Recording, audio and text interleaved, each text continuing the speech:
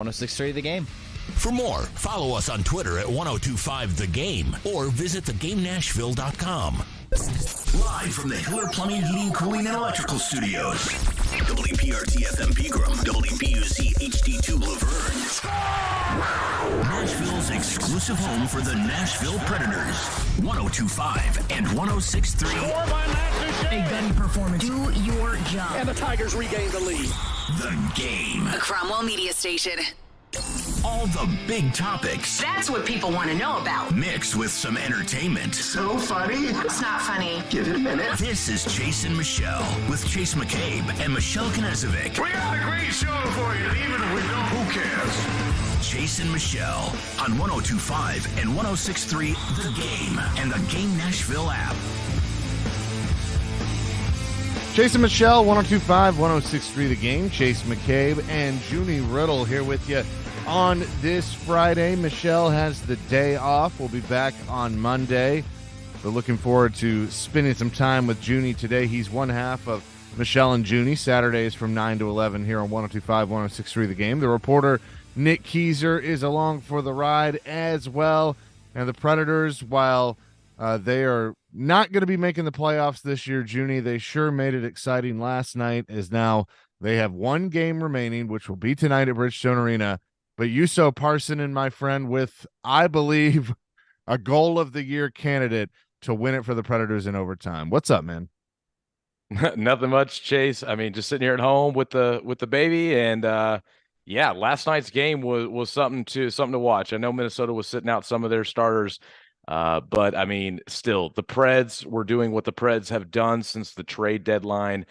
The young guys stepping up, making plays again. Tommy Novak still continues to impress. He had a really good move that set up the Kiefer Sherwood goal. But the highlight of the night, I mean, the overtime goal by Juuso Parssinen between the legs, top shelf right there in the corner. I mean, it was just perfect. It was a backdoor cut. It was a perfect feed, and he just absolutely finished. And according to the stream, your cat is.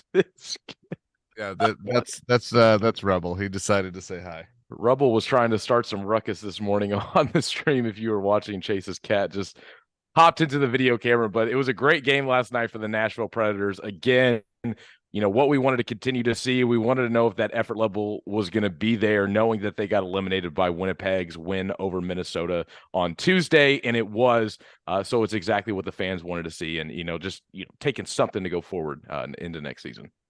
Yeah. So, and I love that they're playing for pride. That's just what you have to do at this point. Barry Trotz was on yesterday with Jared, with Stillman and company, and you'll hear a little bit of that later on, but I thought it was pretty telling. Now, Barry's not going to lay all his cards out on the table, and I've known Barry a long time. He is a good poker player when it comes to being a coach, and obviously this is different now that he's going to be a general manager, but he did say that he felt like there were 3 or 4 guys that had penciled their way into the lineup next year because of the way that they have played right now. Now, if you pull out the whiteboard, as Jared put it, and I actually did that, and you start writing down everybody that's on the team right now, let's not even factor in free agency in the offseason.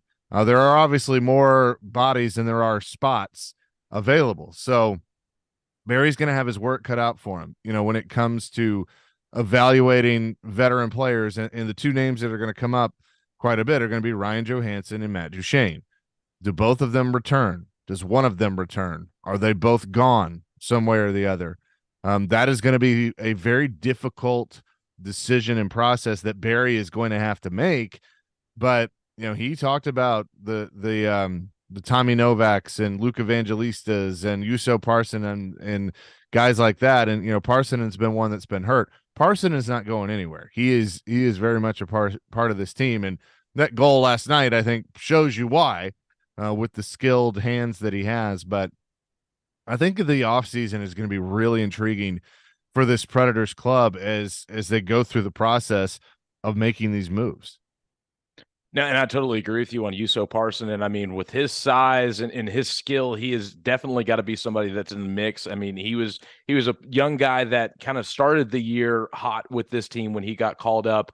And I mean, not even to mention the goal last night kind of overshadowed the play he made earlier in the game in regulation, where he had a 2-on-1, and him and Trennan made an excellent play. You know, it looked like he was going to be the guy that had the opportunity in front of the net, but at the last second, he decided to pass it and really set up Trennan for that goal. So having a guy like that with the size and his skill level is going to be, you know, one of those players that they're going to have to fill into the lineup, knowing that he missed a bunch of time with injury. But like you said, I mean, Tommy Novak, you know, making plays, Luke Evangelista making plays, and Tomasino, and I think Barry Trotz highlighted that, and it's going to be a tall task. It kind of comes down to who's going to fit into this. And I thought his comments, because, you know, Jared asked him directly about Ryan Johansson. I thought he was pretty clear about that, you know, it was pretty underwhelming what he was doing this season. But he said, I mean, it's really up to him on whether or not that he wants to take that next step and to kind of get closer to where he was when he was earning that $8 million a year contract. So it'll be really interesting for the Predators going forward. But, you know, we're going to have Sean Henry on next. And, you know, something that I really want to get into him about is, has there ever been a GM that has been set up better to succeed? I mean, when you're talking about Barry Trotz coming in, I mean, he's got draft picks, he's got cap space. This team was, you know, looking to sell and had zero expectations for the end of the season. And you have all these young guys set up, and you have a lot of young talent that you have to, you know, really analyze and, you know, see who's going to be a part of the lineup next year. And I think that that's a good situation to be in, rather than, you know, having a bunch of questions about young guys and what's the direction going forward. You have the guys in-house to be able to make a quick turnaround. And so with all the draft picks and all the money they have in free agency, this is a great setup for a brand new GM to come into the situation. Yeah, I 100% agree with you, Junnie. Chase McCabe, Junnie, Riddle, who's in for Michelle today. I think that Barry, he probably has a master plan with a couple of different variations to it, because he could decide, you know what, let's ride this young thing, the young players, and let's trade off maybe a couple more veteran assets, see what we can do with Duchesne and Johansson. Keep Saros, obviously, because he talked about Saros, like they're building around Saros, but let's bring in more younger talent and maybe take a step back and then build this thing back up. Or he can take the draft capital and what they've acquired and fill this thing back up fast and become a contender. And again, ride UC Saros, build around UC Saros and keep that window open. And I kind of wonder if that's where he's going to lean, because he can have a mix of the young talent that we've talked about that's going to be building a new core, but then, you know, hit free agency, which it's not a great free agent class. There's a couple of big names out there that are interesting. No, I don't see Taze and Kane coming to Nashville. So anyone that is throwing that out there, I don't see that happening. But I think Taze retires, and Kane, I think, actually goes back to Chicago. But I think you could make some moves there, make a few trades, go find a heavy hitter somewhere and use some of those draft picks to acquire that asset.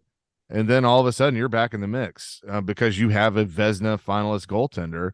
And that's how you build a team. If you have solid goaltending, and I love the line that he used, he said he's been blessed because he had Vokun, and he's had Chris Mason, he's had Pekka Rinne, and then he goes to Washington, has Braden Holtby, and has good goaltending on the island, and then he comes back to UC Saros. So he's been very lucky in his career to have goaltending. And if you have solid goaltending, then you can build everything else around it. And he mentioned Yossi, he mentioned Forsberg. Those guys aren't going anywhere. So, like you said, I agree with you. David Poyle and management has left Barry in a very, very good spot. And he highlighted that in his interview with Jared yesterday, was you can't go anywhere if you don't have good goaltending. You can have all the talent in the world. And I think this is something that we've seen with the Edmonton Oilers and the Toronto Maple Leafs, you know, teams that have really good offensive production, but their lack of goaltending when it comes to the Stanley Cup playoffs is something that holds teams like that back. And when you're in a situation like you are with the Nashville Predators, you have the goalie that you want locked up. It's been 3 years now. He's been consistent every year. He's been in that Vezina Trophy conversation year in and year out since he's taken over for Pekka. And I think it's really important that we let these young guys develop and really try to kind of build around what UC Saros is doing. It's just crazy how the narrative can change, because a lot of us were saying, this team needs to sell. And is UC Saros in that conversation when you have an elite level goaltender down in Milwaukee? And it just kind of goes to show you that the narrative can change and that a goaltender can get hot. And then when you give these young guys an opportunity to step up, they can seize that opportunity. And you're talking about a Predators team that is set up for the future. So I'm just super excited to see what he did. He did say, and I think that's something that's key about what he said, is that you need to know your window. And when he's evaluating these guys, and as a coach that has evaluated talent in the past, it's going to be key for him to give these young guys an opportunity, mix and match those lines that John Hines, if he is still the coach next year, he's going to have to find which guys have chemistry, how to mix in the veterans with these young guys and get the most out of this team. Because, a lot of people aren't expecting this team to be a playoff contender next year, but I'm sitting here looking at the production that these young guys are getting, guys like Tommy Novak that are coming out of nowhere. Luke Evangelista might be a little bit ahead of schedule, and his future on whether or not he's going to stay up in the pros next year to start the season is still in question, but it's a good spot to be in. I'm really excited to see how this plays out. And it just comes down to, do they want to go out and get free agent acquisitions, or do they want to use all their draft picks just to really replenish their prospect pool? It just gives you a lot of things to really look forward to going into this offseason. The draft's going to be here locally this summer. Yeah. And with all this stuff going on, it just shows me that this rebuild might not be as much of a rebuild as it is a retool that they can take into next season and possibly really compete next year if everything falls into place. David Poyles called it a transition, and I think that is the right word right now. That's what it is, and that can go either way. Barry Trotz can decide what way that it's going to go. And I mean, the other part of this is Bill Haslam coming in as a part of the ownership group and eventually becoming the majority owner. That's certainly going to have an impact on the outlook of this team too. And I think in a positive way. So we will see. You mentioned Sean Henry. He is in the on deck circle. He's going to join us. We're up and running here on this Friday. He's Junnie Riddle in for Michelle today here on Chasing Michelle, 102.5, 106.3 The Game. We are your home for every big pass, Kevin Harvick takes over the race lead. big wreck, Trouble turn two. One car is around and hard into the outside wall. and big win. Ricky Stenhouse Jr. has won the Daytona 500. Yeah! Catch every lap of NASCAR on 102.5 and 106.3 The Game and the Game Nashville app. All right, boys and girls, baseball is back and the push for the postseason is on for hockey and hoops. You can make it all count this spring with Superbook Sports. Superbook is the best wagering app around, and they have a direct line to experienced bookmakers behind the counter right there in Las Vegas. Plus, right now, check this out. Get a $250 bonus when you sign up, deposit, and wager all in the same day. It is so simple. Go to your app store, type in Superbook, download the app, create your account, put your money in, and get to betting. Whether you like singles, parlays, future bets, they have all that available to you. There's draft futures. It's right there at the palm of your hand. So download the Superbook Sports app just like I did and get to winning. Don't let spring pass you by without winning money with my friends at Superbook Sports. Visit superbook.com for terms and conditions. Got a gambling problem? Call 1-800-889-9789. Over the years, more men have started to seek help for hormonal deficiencies and imbalances. And Dr. Jeffrey Lodge and wife Daphne, along with their experienced staff, give men the treatment required to improve your quality of life, improve your immune system, energy level, cognitive function, and more. There's no better time to achieve a healthy lifestyle. What are you waiting for? Give Cool Springs MD a call today for an appointment at 615-486-3458 or visit our website at coolspringsmd.com.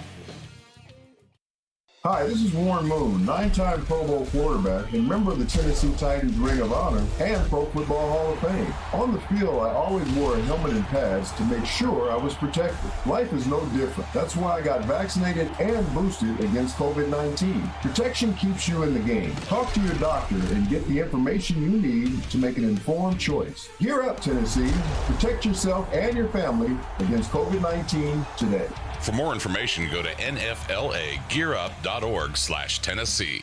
What if you could be credit card debt-free in 10 days and save as much as $1,000 a month? Loan Pronto's all-new Express Equity Line of Credit program is just what you need. Willie Donick here. You don't have to do a full home refi. You can tap a small portion of the equity you have and enjoy a super low monthly payment. With Loan Pronto's Express Equity Credit Line, you can close in 7 to 10 days, and a $50,000 loan would only cost you around $400 a month. Use that money to pay off high-interest credit cards or do a home improvement. You can access up to 90% of your home's equity, and 9 out of 10 homeowners won't even need an appraisal. Even if you did a total refi recently or just bought your home, you can tap the equity with this fast, easy program. Stop the madness and say no to 24% interest fees. Call Loan Pronto today. 615-499-5780. That's 615-499-5780 or go to loanpronto.com. Equal housing lender, NMLS 166-1781, subject to lender approval.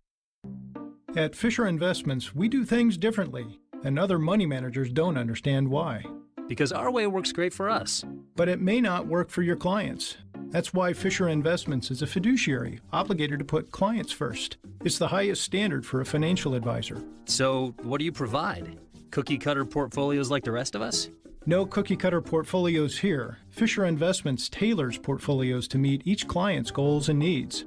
But you do sell investments that earn you high commissions, right? And make commissions when you make trades for your clients? No, Fisher Investments doesn't sell any commission investment products, and we never earn commissions on trades. So what's in it for you? Fisher Investments fees are structured so we do better when our clients do better. When it comes to helping clients achieve a comfortable retirement, we're clearly different. Visit FisherInvestments.com to find out why investors like you switch to us. Fisher Investments, clearly different money management. Investments in securities involve the risk of loss. When you want all the Going in and the score. Blast the score. He wrist one, they score. and don't forget the Oh, what a stop. Sliding across to make the save. Backhander, nice stop. when all you want is Smashville. We have you covered. Hear every Predators game right here. We are your home for Smashville. 102.5 and 106.3 The Game and the Game Nashville app. Nashville Sounds Baseball lives on 94.9 The Fan. Catch every pitch, Swing and a miss, strike three. every hit, That's a base hit. every run. Looking up, it's gone. On your home for Sounds Baseball. 94.9 The Fan and The Fan app. Taking you through your mid-morning. Love it. Yeah, that's fantastic. This is Chase and Michelle. Where'd you find those crazy characters? On 102.5 and 106.3 The Game and the Game Nashville app. It is Chase and Michelle here on 102.5, 106.3 The Game, broadcasting live from the Hiller Plumbing, Heating, Cooling, and Electrical Studios. Chase McCabe, Junnie Riddle in for Michelle today on this Friday. And as we've done every Friday at 9:15, we say hello to the president and CEO of the Nashville Predators, Sean Henry, who is on the line with us. And Sean, I know that you probably have a bittersweet feeling today, because it all comes to an end tonight with the celebration of the fans and just an awesome year at Bridgestone Arena. The back half of a back-to-back, coming off a huge win last night against Minnesota, but it'll all wrap up tonight against the Colorado Avalanche with pregame at 6, puck drop at 7. How you doing today? I'm doing pretty well, man. Welcome on, Uncle Junnie, big chaser. It's like a family reunion today. Things are really good. Last night was fun, wasn't it? And the crowd was electric. You know, we've talked about this for a long time, the past 6 weeks or so. You know, there's just been a change in how our incredible fans relate to this team.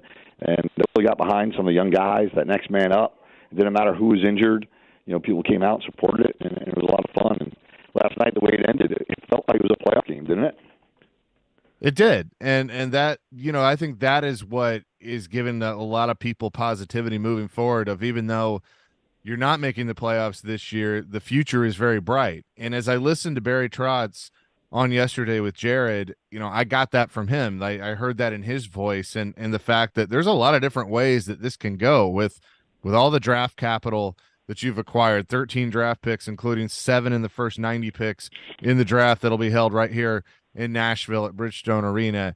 And then you could use that to draft for the future. You could use that to acquire assets. I mean, there's just a lot of different options that I think give people some excitement moving into the offseason. But hearing Barry Trotz is just, I just grin every time knowing that he's going to be part of things again. And I know you and I have had conversations about him over the years of, even though he wasn't here anymore, it still felt he was like a part of the family. So what's it kind of been like getting to work with him hand in hand again? Oh, it's great. And as you and I have talked about, and Barry has said publicly, and David has too, it was like he never left. David made the joke that we loaned him to the Capitals and loaned him to the Islanders, but this was always home. And, yeah, really good friends in both those organizations, and they loved having him, right? He was all in when he was there. His family moved to those cities. But he always talked about Nashville so fondly, and, hey, in Nashville we did this, in Nashville we did that. And, every time he would come back or he'd, jump in for a charity event, it was always fun to connect with him. But you always kind of knew he'd be back here in some form or fashion. So really, last summer when he was passing job after job after job, David and I just got a little bit more excited, like, hey, what if? And the what if became a reality, and it's so exciting. And the other, like you just said, the toolbox is full.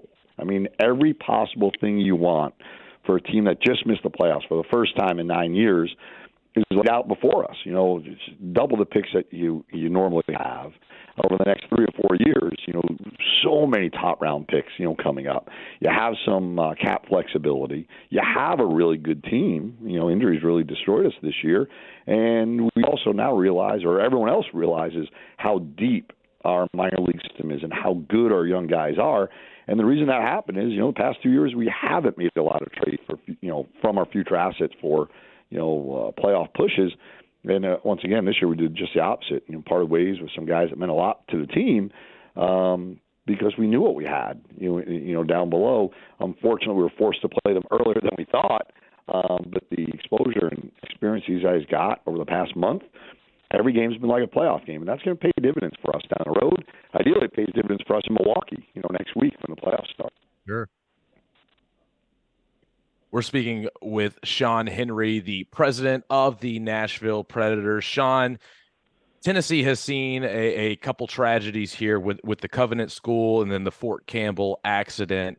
The Predators, in my opinion, and I think in everyone's opinion around here locally, are just thoroughly impressed with how the organization has handled these tragedies and raising money for the families and for all the individuals involved in this. Can you kind of touch on what that process has been like and how you all as an organization have responded and acted to really kind of help repair the community? You know what? We take our role pretty seriously as bringing people together. Ideally, it's for celebrations. Ideally, it's for high-fiving a stranger, hugging a stranger, seeing a band for the first time, or, getting an autograph, learning to skate under Scott Hamilton. Those are the things that we just love doing. But the things that we look back on and say, wow, that was really important, is helping the community when things are bad and tough, whether it be, the tornado and the pandemic and the Christmas morning bombing, to the straight-line windstorms we had, following that, to obviously beyond an unthinkable tragedy, but unfortunately we have to think about it because it's right in front of us at Covenant School, and then just a day or two later, the tragedy accident at Fort Campbell. We see it as our responsibility, to try to, nurture people, coon them, bring them together, because this building is nothing more than a town hall. It's the center of our city, and we take that role pretty, seriously, and our whole organization does. And unfortunately, we hosted our first live event in Clarksville yesterday at F&M Bank Arena. The first event we ever hosted wasn't the most fun one. We'll enjoy. Other things will be better when we're watching Austin MP, light it up on the scoreboard or concerts. Yesterday might have been the most important event we ever had with the memorial service for those 9 heroes that died in the accident, and it was something to step back and watch that whole community, realize what that building can do for the community. And I think it's one of the most important things a sports team can do. And you look at so many tragedies over history, whether they be,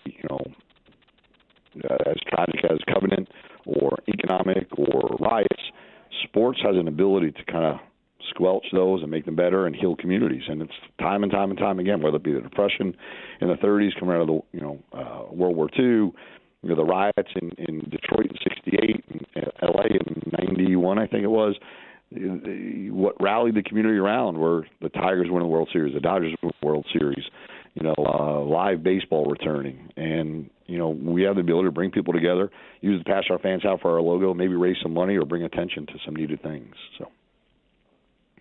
Definitely agree with you. Sports could definitely heal and bring people together, and I think that you all as an organization have done an excellent job with doing that. But my second question for you is on a little bit of a more happier note.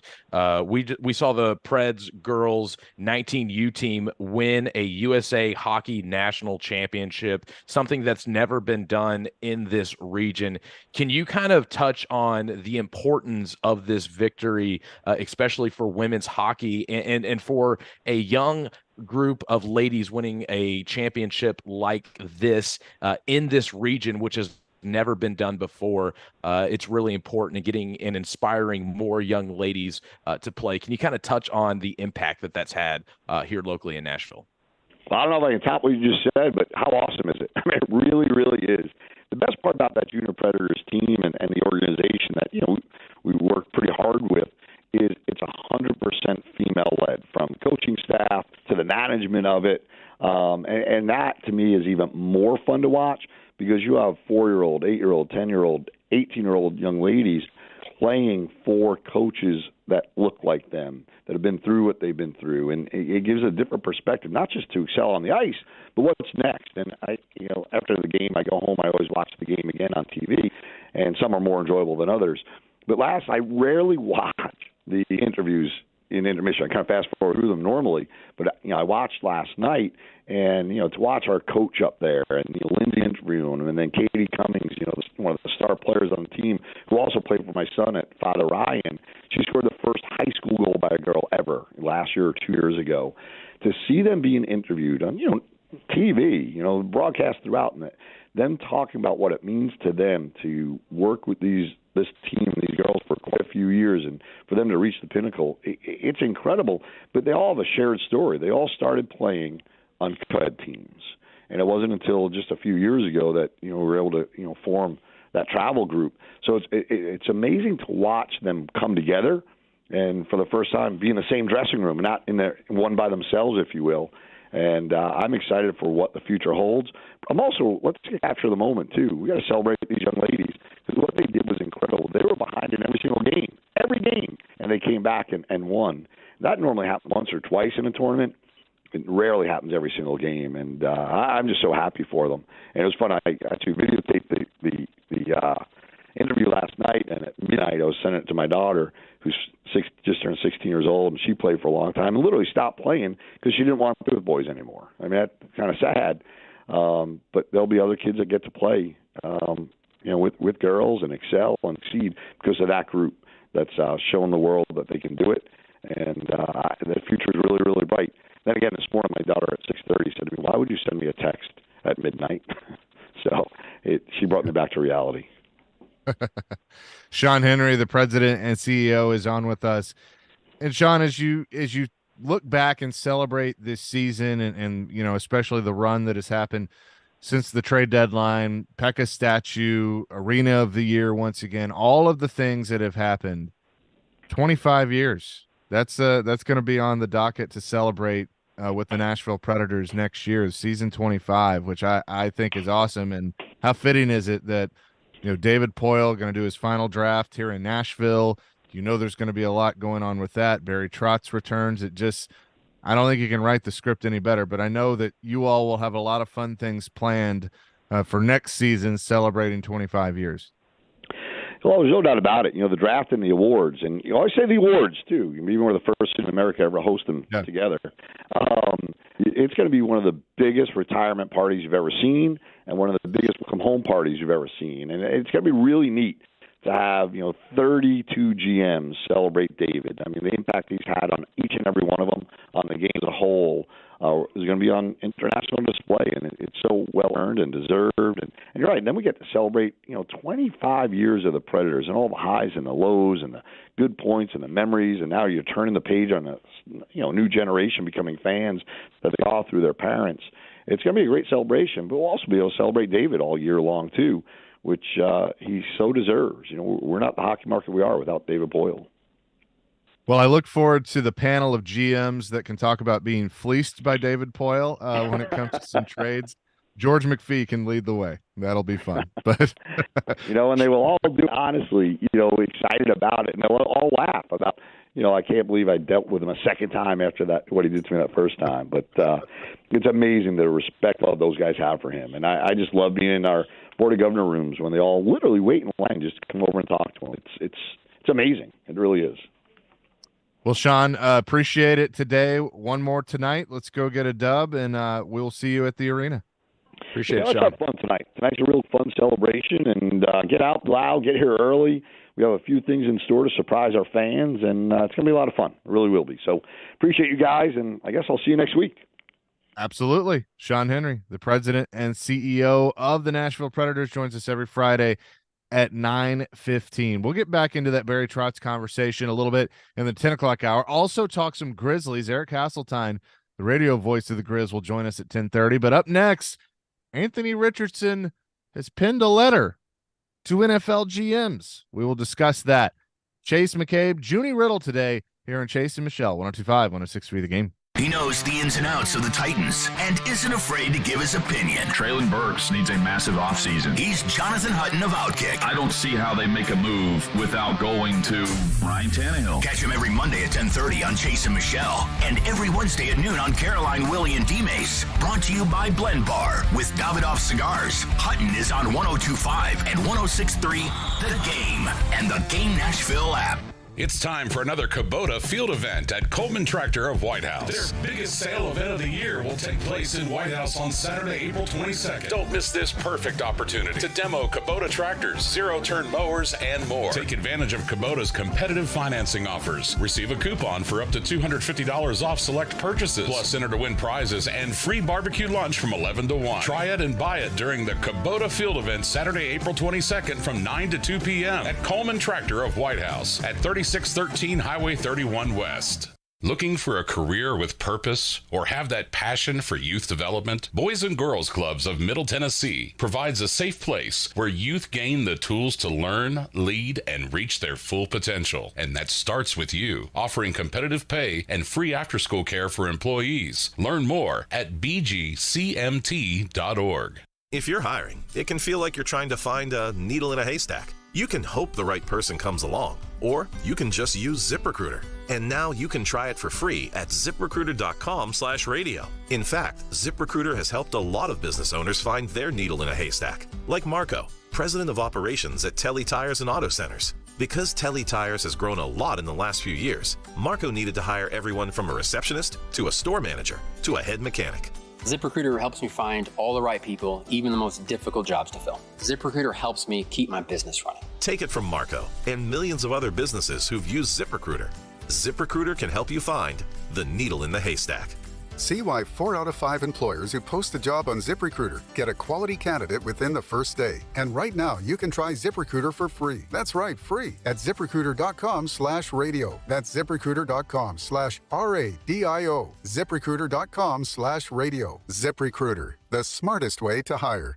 We try to stay cool by being on social media. I'm with it. I'm hip. Follow us on Twitter at 1025 The Game and on Instagram at 1025 The Game Nashville. Hey! Oh, yeah. And like us on Facebook, too. I got some good news. Taking you through your mid-morning, this is Chase and Michelle on 1025 and 106.3 The Game and the Game Nashville app. Chase and Michelle, 102.5, 106.3 The Game. Hey, be sure to join me in 102.5 The Game out at Nobles in East Nashville for Grind City's official Grizzlies watch party this Sunday. We're going to watch Ja Morant and the Grizz take on LeBron and the Lakers. Can't forget AD either, starting at 2 o'clock. So stop by for your chance to win concert tickets as Memphis begins their playoff run. Also, I will have a pair of opening night Predators tickets to give away, but I'll put out on social media at Chase on Game how you can win those. So come check it out at Nobles, East Nashville, for Grind City's official Grizzlies watch party. Looking forward to that. Chase McCabe and Junnie Riddle hanging out on this Friday. Nick Keiser as well. And we'll dive into a little football here because I thought this was interesting and cool, Junnie, if I'm being honest.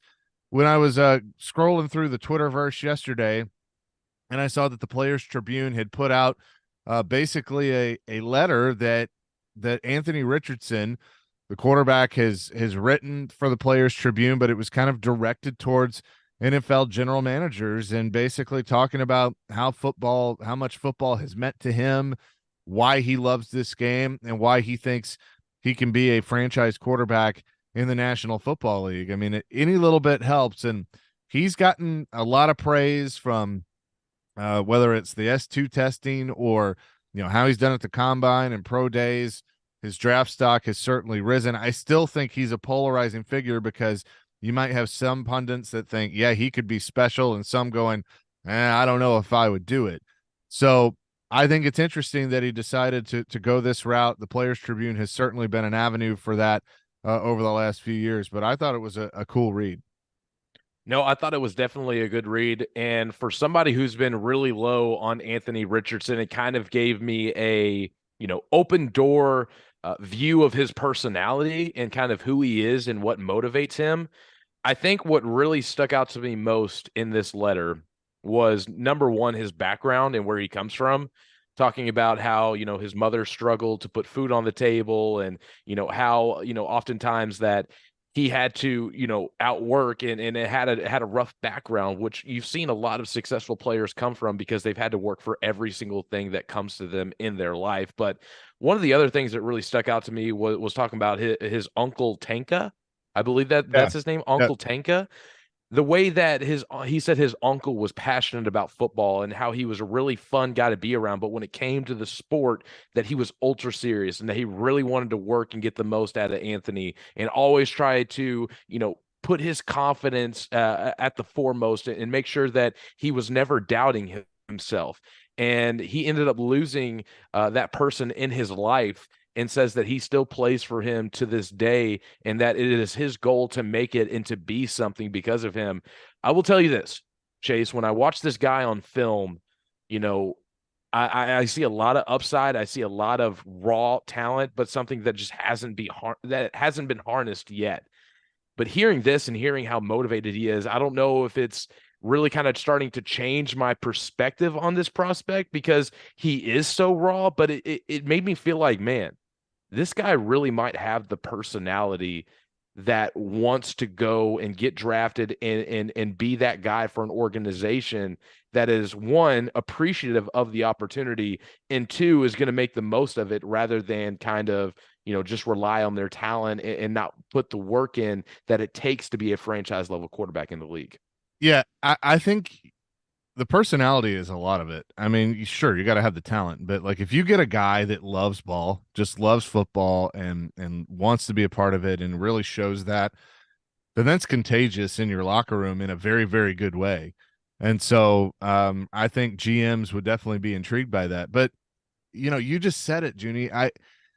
I'm like you. I would stay away. I don't want to trade up to 3 if I'm the Titans and go get him, or 2 or what have you. I mean, heck, he could go number 1 overall. Who knows? I'm just very skeptical, but I do buy into this guy could be nothing or he could be special. I heard Jared say it yesterday that the more, and he was talking to TD, and TD has been pro Anthony Richardson. He's been very complimentary of him. He likes his technique. Obviously, he is raw. He's got to be developed, but he feels like that he, in the right system, would certainly get that. I mean, who knows? Who knows how this could turn out? And I think a recent example that we can use, albeit a little different, but look at Jalen Hurts. I was one of those that I didn't think he was an NFL quarterback. I thought he was a heck of a person, a heck of an athlete. I just didn't think he was going to be an NFL quarterback.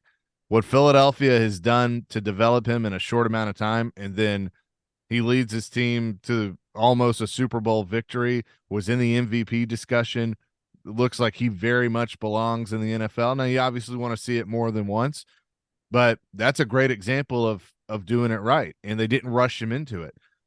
If the Titans were to draft Anthony Richardson, it has to be with the idea of he's not sniffing the field this year. Ryan Tannehill's the guy. Keep Malik Willis, sign another guy as a backup, whatever. I don't care. But keep Anthony Richardson off the field and let him develop. And I'm not comparing him to Patrick Mahomes, but that is the situation. Let him sit.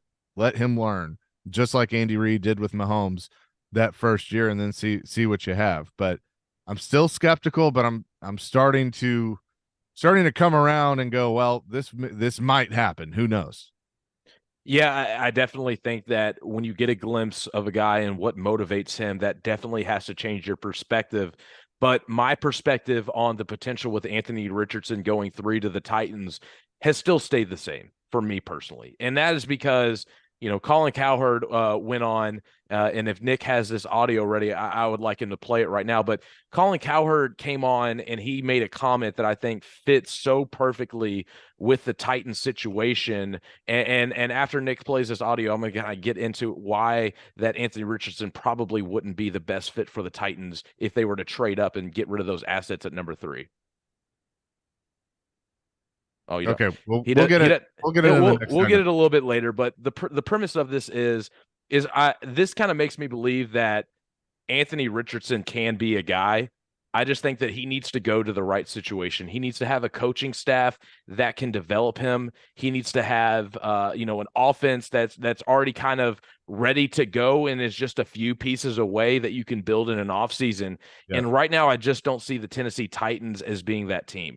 I feel like if you were to come to the Titans and the lack of receiving talent that's here, the offensive line needs a bunch of work. It's going to take a lot to really build around and get the most out of this guy. And I think you'd be setting him up for failure by getting rid of your, important assets of the future that you could use to build around him. I just don't think that if you wanted to get the most out of him, that trading up to 3 would make the most sense in getting the most out of him. If he were to go to, the Colts or the Raiders, that, they already have, solid number 1 receivers and offensive linemen in place to be a pretty solid offense going into next year, that would make sense. But the Titans are just not in that area to go and get a project like Anthony Richardson and expect to build around him. Yeah, and I think everybody kind of points at the Colts as being a potential landing spot because Shane Steichen just came from Philadelphia as the offensive coordinator and was a part of that process of developing Jalen Hurts. So I think it's natural to connect those dots that maybe he could build an offense similar to the one that they ran in Philly and make it work for Anthony Richardson. But you mentioned the Colin Cowherd audio. We'll get that for you coming up next. And also, if the Titans don't go quarterback, which I'm going to be honest, I have no idea what they're going to do. If they don't go quarterback, then where do we lean at 11 right now today on April 14th? He's Junnie Riddle in for Michelle today. We'll discuss that next. Chase and Michelle, 102.5, 106.3 The Game. Tonight. And the shot is far. Predators make it 2-0. Your Nashville Predators wrap up the regular season with a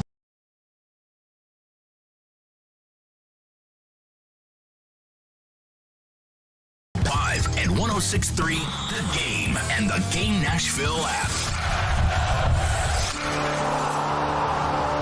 What if you could be credit card debt-free in 10 days and save as much as $1,000 a month? Loan Pronto's all-new Express Equity Line of Credit program is just what you need. Willy here. You don't have to do a full home refi. You can tap a small portion of the equity you have and enjoy a super low monthly payment. With Loan Pronto's Express Equity Credit Line, you can close in 7 to 10 days, and a $50,000 loan would only cost you around $400 a month. Use that money to pay off high-interest credit cards or do a home improvement. You can access up to 90% of your home's equity, and 9 out of 10 homeowners won't even need an appraisal. Even if you did a total refi recently or just bought your home, you can tap the equity with this fast, easy program. Stop the madness and say no to 24% interest fees. Call Loan Pronto today. 615-499-5780. That's 615-499-5780 or go to loanpronto.com. Equal housing lender, NMLS 166-1781, subject to lender approval.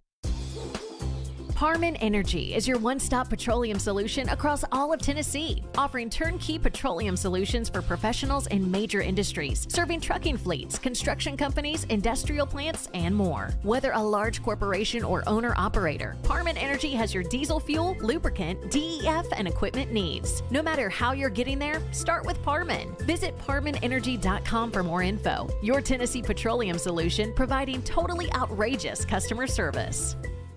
Hey y'all, it's Caroline Fenton, and I want to tell you about my friends over at 312 Pizza Company. 312 Pizza is my favorite place in town. It's family owned and operated, bringing you a slice of Chicago to Nashville. 312 Pizza Company specializes in deep dish pizza, thin crust pizza, and all things Chicago style, always made from scratch using secret family recipes passed down generation to generation. 312 Pizza is open every day except for Tuesday and is located in Germantown with dine-in, takeout, and curbside available. Call 615-730-7888 or head to 312pizzaco.com to order. 312 Pizza Company, Nashville's authentic Chicago pizzeria. When Smashville wants to rock.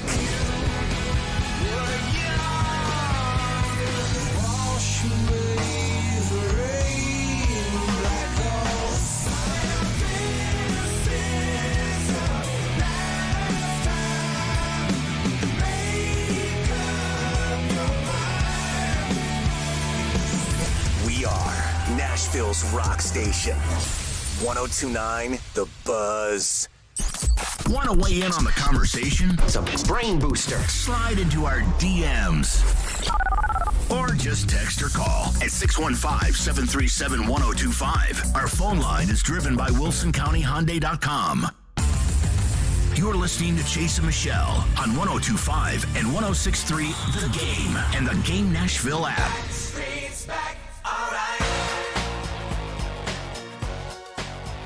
Chase and Michelle, 102.5, 106.3 The Game. Chase McCabe, Junnie, Riddle, Nick Keyser bringing it on a Friday. Let's go.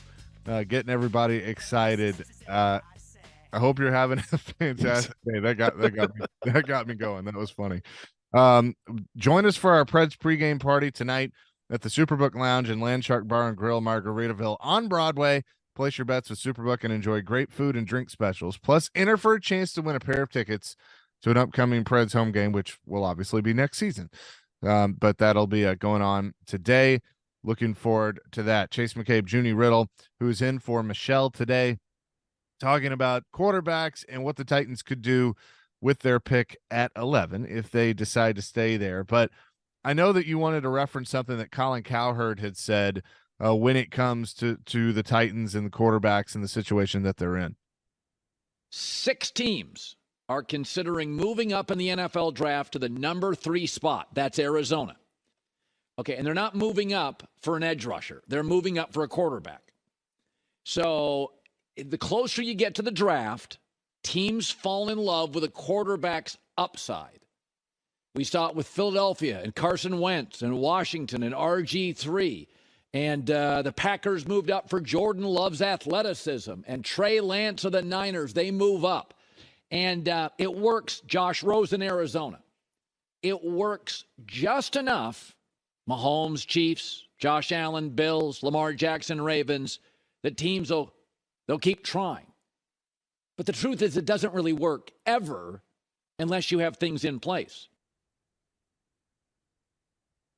That was Colin Cowherd, and you can hear him weekdays at 11 on 94.9 The Fan as a part of our lineup there. But so expand on this, Junnie. I know you had a point that you wanted to make with it.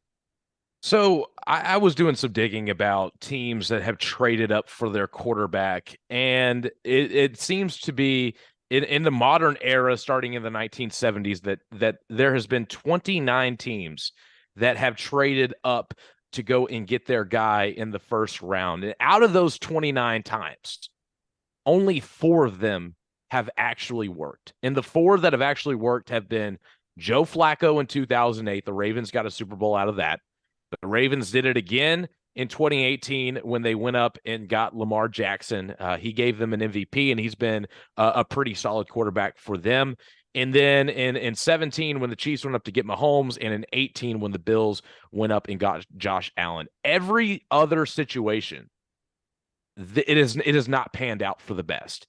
And when I look at those 4 situations, I sit here and I wonder to myself, well, what was different about those teams? And when I look at the 08 Ravens, the Steve McNair stuff had went down. They were in a bit of a limbo, but they had a really good roster to set up. And then Joe Flacco gets drafted there, and they go straight to the AFC Championship, 3 AFC championships in the first 5 years of his career, and they get a Super Bowl out of it. The Bills, they had made the playoffs the year prior to drafting Josh Allen, and they were competitive against that really good 2017 Jacksonville Jaguars team. The Ravens, they were still really good with Joe Flacco and company. They always have a good defense. They always have a good run game, and they just were looking for, a transitional piece like Lamar, and they ended up working out because they had a good roster. Patrick Mahomes, he's with Andy Reid, an offensive genius, and on top of that, you give him Travis Kelce and Tyreek Hill. I mean, what better situation could you go into? And they were the number 2 seed in the AFC beforehand. So when I'm hearing all this buzz about the Titans and trading up to go get a guy like an Anthony Richardson, I'm asking why. Like, yes, I'm starting to come to grips that maybe Anthony Richardson might pan out as a quarterback. But I think that he would only pan out as a quarterback if he goes to the right offensive system with the right coach that can develop him and actually having pieces in that offense that can get the most out of him. And for me personally, when I look at the Titans, you can argue that they have one of the worst receiving corps in the league. They have patched up the offensive linemen with guys that don't have a history of being starters. They've been kind of fill-in, plug-and-play guys, and they're looking for their first real opportunity to be the main guy on the line.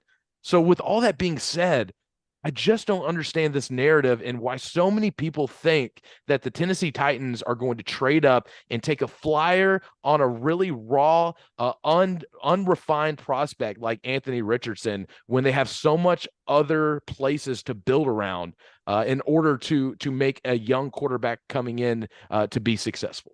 Yeah, I agree with you, Junnie, because I think that this team, like you said, they have too many holes, and the playmakers that they currently have outside of Derrick Henry are all on defense. Now, you can make an argument the defense is still pretty good. I mean, that front four and the money that they're spending on the front four, I think is where it needs to be.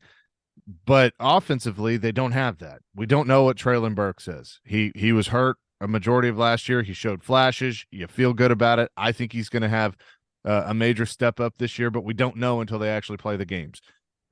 You don't have quarterback figured out for the future, but you also don't know how. I mean, is this the last year of Derrick Henry?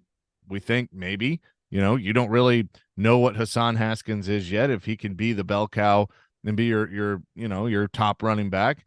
You obviously need more receivers. You've addressed the offensive line. You haven't fixed it. And so I think the hard part for coaches, and especially a guy that's in the position like Mike Vrabel. Mike Vrabel doesn't want to be in a rebuild because he knows he's probably not going to survive a rebuild. It rarely happens if you're the coach that goes into the rebuild. And so he's not interested in that. And so what they're kind of trying to do, I think, is put Band-Aids on things and hope that they can hold it together and that the defense is good enough and that they can get a little bit more out of Derrick Henry and a little bit more out of Ryan Tannehill and go on some sort of run. And I just don't know if that is realistic. And eventually teams come to the point where they just go, all right, I just have to eat it. And we're just going to have to take a step back. Look at the Predators. The Predators, I think David Poile didn't want to do that for a while. And he finally got to the point where he knew he needed to, and they did it. And it's actually worked out maybe better than they thought they would, at least to this point. But they have 13 draft picks going into this draft and that they can use. And so that's just kind of where I think the Titans are. Rand Carthon is still one that I haven't quite figured out yet of exactly how he thinks. I think he's still trying to figure it out. But to your point, trading up to 3, giving all of those assets up to go get a guy that, you know what, he could be special, but you just don't know. And that's why I wouldn't do it. So that kind of brings us back to the question that we posed, at the end of last break, was where should the Titans go with that first pick? What should they do with it? And for me, it comes down to 1 or 2 options, and I think both of which would come on draft night. I think you look at how the draft is going and you see who's kind of falling off the board. And let's just pose the question and say that they're not trading up into the top 10. Let's just say that they're kind of waiting. And let's also preface that somebody else goes in and 4 quarterbacks go within the first 4 picks, which very well could happen in this year's draft. If one of these big-time offensive linemen like a Paris Johnson Jr. or Peter Skoronski or one of these guys fall to 11, then I think that has to be your pick. I think you need to go and get a young, big-time offensive lineman prospect. I know Skoronski doesn't have the intangibles to be a left tackle, but regardless, I don't care if he plays guard. I don't care if he plays right tackle. He's going to be a guy that I feel like is just he's a can't miss prospect that could be on your offensive line in some form or fashion for the next 10 years. So I think if one of those guys were to fall to that position, you take him. But if they don't, and some of these quarterbacks drop, then 1, you might want to consider taking one of them, or 2, you might want to trade back and get future assets and try to go get the best receiver you can. Because I don't think anybody in this receiving class is going to go inside the top 10 this year. And that's also a huge position of need for this team. In a perfect world for me, Junnie, I'm trading back. I'm trading back to the 20s, somewhere in there. So I'm going to move back in the first round. That's going to give me an extra day 2 pick or more to move back like that. And then, who knows? Like, you could move into the 20s. And let's say that you've got your board filled out with receivers that you really, really like, but you can get them day 2. They're going to be in the 2nd and 3rd round. So you don't worry about that. Offensive linemen at that point in the 20s, probably not. And let's say that, Hendon Hooker or Will Levis has fallen to that point, then okay. Then I would say okay at that point, because I would know that I'd have maybe 3 or 4 picks in day 2 that I can go get a receiver, maybe a tight end. Because that's another position that I think they need to look at is tight end. But I think that would give you the best chance to really look towards the future if you're able to trade out of 11. But like you said, if the guy that you want, if you've identified somebody that you want and they're there, then you take him. That is the bottom line. He's Junnie Riddle. He's in for Michelle today on Chase and Michelle. We got another great hour for you. We'll get back into the Predators and the conversation that Barry Trotz had with Jared yesterday. Coming up next, also the Grizzlies will open the playoffs. We'll talk to Eric Hasseltine at 10:30. That is all ahead here on Chase and Michelle, 102.5, 106.3 The Game. ElectronicExpress.com. We make it happen. Now that you've taken on that big job, you shouldn't have to settle for the big box. You've earned a trip to Northern Tool, and we're ready for the details. We know all about the little things that make the biggest difference. Maybe that's why they call us a problem solver's paradise. From pressure washers to power tools, pallet jacks to push carts, Northern Tool and Equipment carries the brands you depend on, like North Star, DeWalt, Milwaukee, and Strongway. We're made for this. Come see us in store or shop online at northerntool.com. Genesis Diamond's spectacular spring store-wide sale is coming. April 21st, 22nd, and 23rd. 3 incredible days of store-wide savings. Up to 35% off engagement rings, earrings, bracelets, wedding bands, plus special financing. Even Genesis GIA certified diamonds are marked down. Lab-grown diamonds, too. Plus, top jewelry designers are flying in with all new amazing designs. You can't miss this annual event. Save up to $10,000 on some items. It's April 21st, 22nd, and 23rd only. And only at Genesis Diamonds and luxury pre-owned Rolexes. Green Hills and Cool Springs. See store for details. Nashville's best deal of the week is Joyland in East Nashville. Joyland is a fun new concept by celebrity chef Sean Brock, inspired by his love for cheeseburgers, shakes, buttermilk biscuits, fries, and fried chicken. Get half off a $30 gift card at thegamenashville.com/deals and enjoy the best burger in town. Find some joy today and eat Joyland for half off with Nashville's best deal of the week. That's thegamenashville.com/deals.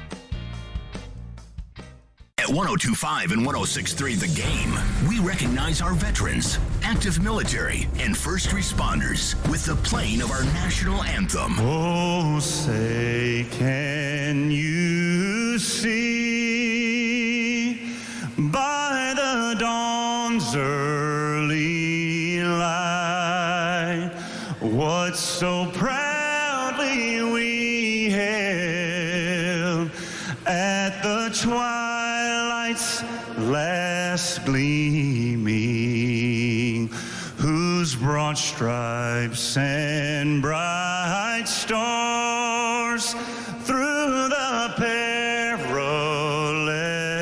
fight o'er the ramparts we watched were so gallantly streaming,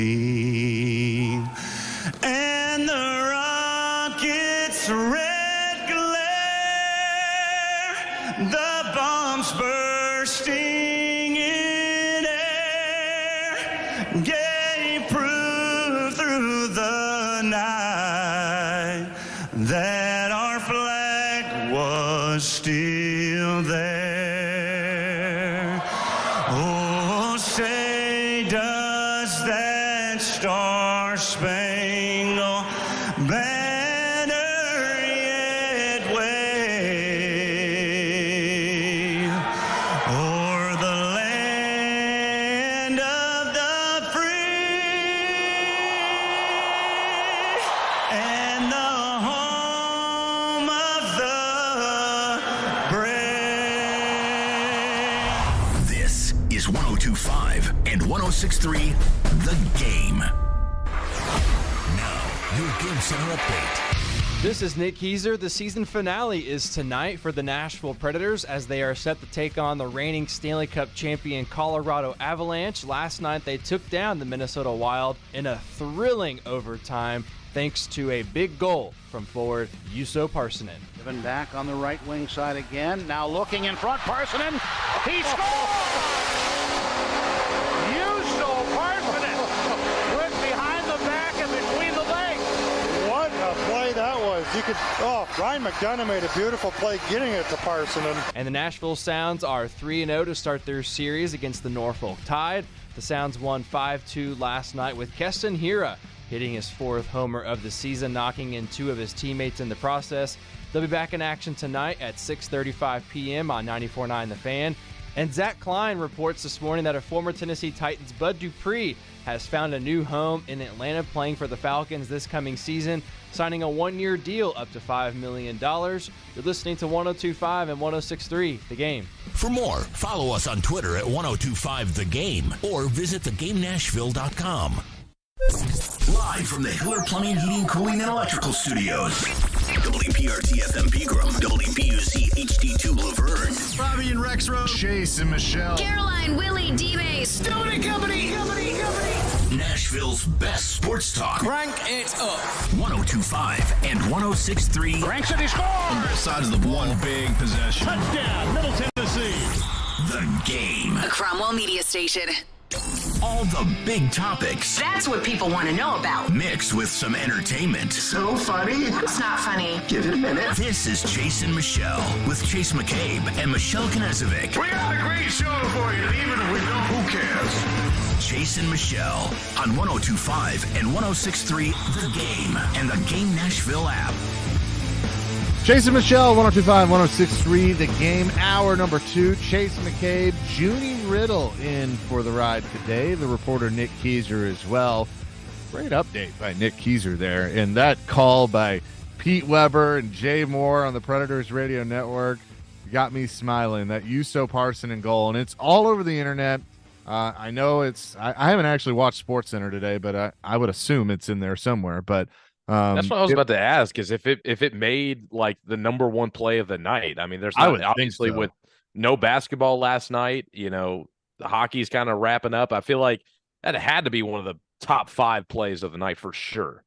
I saw that. I was watching it live and I was like, wait a minute, I need to see that again. And then they showed the replay and I just go, holy cow, what a play. That was a Forsberg type hands play, but just nasty, just freaking nasty, but awesome way for the Predators to win. And again, they will wrap up their season tonight. We'll have pregame coverage for you with Max Hers, who's done a fine job wearing multiple hats this year at 6, and the puck drop with Pete Weber, of course, on the call at 7 o'clock on these airwaves. But Barry Trotz was on yesterday with Jared at I believe it was 5:30, and a really good conversation with him as Barry has gone through the evaluation process. And a couple takeaways that I have is he's been using the last 6 weeks or so to really get to know the organization. I mean, we know him. And when I first started at 102.5 The Game and in this business, I was covering Barry Trotz. But he doesn't know this team. I mean, he's been gone 9 years. That's what he said. The last time they missed the playoffs was his last year as the head coach. So he's been using this time to get to know the players, to get to know the coaches, and John Hines specifically, some of the scouts, front office people that he didn't know before. So it's been an evaluation period for him. Now, I could definitely tell that he's got a lot of thoughts, and he knows the direction that he wants this team to take. And one of the questions that Jared brought up with him that really got my attention was kind of directed towards John Hines, but more the style of play with the team. This was Barry Trotz on what he wants to see stylistically from the Nashville Predators. People make a lot of things up with coaches. I always say to coaches, coach the roster you're given. And sometimes you're given a roster that limits you in some things, and you have to adjust in others. So, my vision for our hockey team, I want to be faster. I want to be a little bit more offensive. I want to be able to, be really good on the power play. I think the power play slipped this year. So we're trying to draft those guys. You look at into the future. You look at a Evangelista. You look at a Tomasino. Those type of players are valuable for our future because they've got great offensive instincts.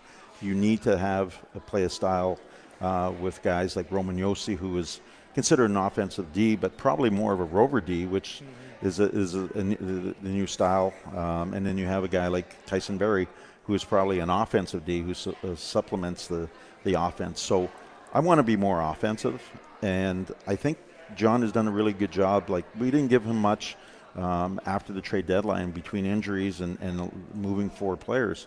He's adjusted the team, and they really tightened up in some areas, So, but to me, we've had two teams. We've had a veteran team and a young team. So that's going to be all evaluated. And I do know this: John is a very good coach in the National Hockey League. I listen in the meetings. I try to keep my mouth shut. That's a good staff in there, and it's going to be just fit. And that's you're asking me a hard question. I can't even answer that right now. I think I have to go through all the processes that you go through all the time. So I'm going to do that. That was Barry Trotz yesterday with Jared Stillman. Okay, so let's cover that last part for a second, because that's the elephant in the room. That's the question. Is John Hines going to be the head coach for the Nashville Predators moving forward? And I do believe that Barry probably has an idea of what he's going to do. I don't know what that idea is. If I'm speculating, I'm leaning towards John's probably back with what he's seen with this. But I think that also can change with whatever direction Barry wants to go with the roster. I thought what he said, Junnie, about the great coaches, they coach the players they have. They build the system around those players. And not so much, my knock on Ken Wisenhunt when he was here with the Titans was he wanted Jake Locker to run his system. He didn't want to run a system that was good for Jake Locker, and Jake Locker ended up just getting out of football. That I think is the hardest part of coaching, is adapting what you want to do to the players and their skill set. But so I think Barry's still got to have some conversations, and there's some evaluation there. But that's what I'm going to be curious to see of, if he wants to get faster, he wants to be more offensive with this team. So where do you go and get players like that? Is that going to be a big trade that they make with all those draft picks? Obviously there's young talent that you can put in the fold that will work there too. But that is what to me is the most fascinating part of this discussion. Yeah, I definitely agree with what you're saying here, Chase. It all really comes down to the tale of the two seasons that were within this season. You know, the first half of the year with the old veterans, it didn't seem like they were motivated. It seemed that their play on the offensive end of the ice was a bit sluggish. It was hard for them to maintain consistent possession. The power play was really ugly. And all of those things significantly improved, in my opinion, when the injuries and the trade deadline came about and these young guys got their opportunity. Now, with that being said, it kind of, like he said, he's going to have to go through this process. He's going to have to evaluate what John Hines did with the older group and what he changed up with the younger group. And whatever decision he comes down to, which, you know, I think a lot of us expect John Hines to be back next year, is what can he do going forward? And I think that although John Hines might be safe going into this next season, I don't think he's safe after that. I think that this is going to be somewhat of a probational period for him. And I think he's going to continue to have to get improvement from these young guys. They're going to have to continue to progress.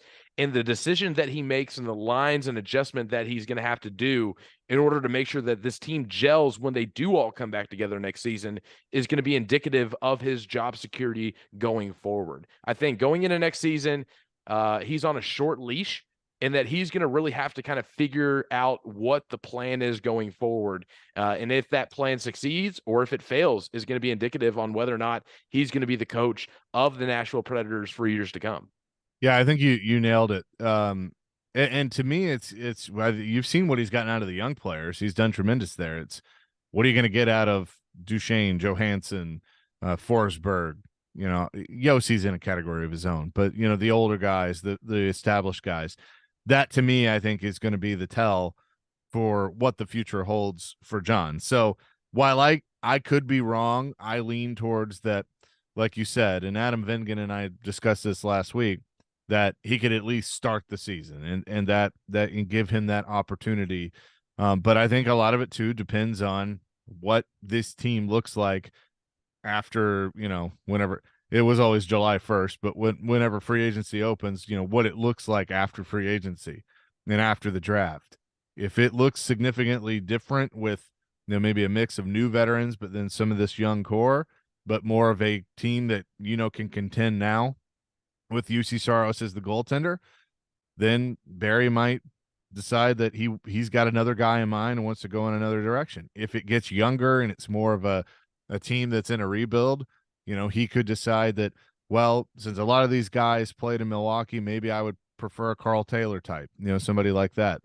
I think we don't know. And I think, you know, a lot can come from the off-season conversations and the end-of-season conversations that will be taking place likely starting tomorrow with this organization. So it's still just kind of a wait and see when it comes to the Nashville Predators. We'll continue this discussion. We want your calls and your texts. We haven't really gotten to those a lot today. 615-737-1025. That's our phone line, driven by WilsonCountyHyundai.com. What do you think, after hearing Barry Trotz, his idea and his plan is for the Nashville Predators? 615-737-1025. We'll discuss that coming up here on Chase and Michelle. Junnie in for Michelle today. 1025, 1063 The Game. 185! Every team needs a quarterback. 185! That's why we have Hasselbeck, bootleg, rollout, toss, touchdown! Tim. You can run good plays at the right time. ESPN NFL analyst Tim Hasselbeck gives his expertise on all things NFL. You evaluate players, and then you're turning them over to the coaching staff. Every Tuesday at noon. At the right time. With Caroline, Willy, and D-Mase. Tim on 1025 and 1063 The Game and the Game Nashville app.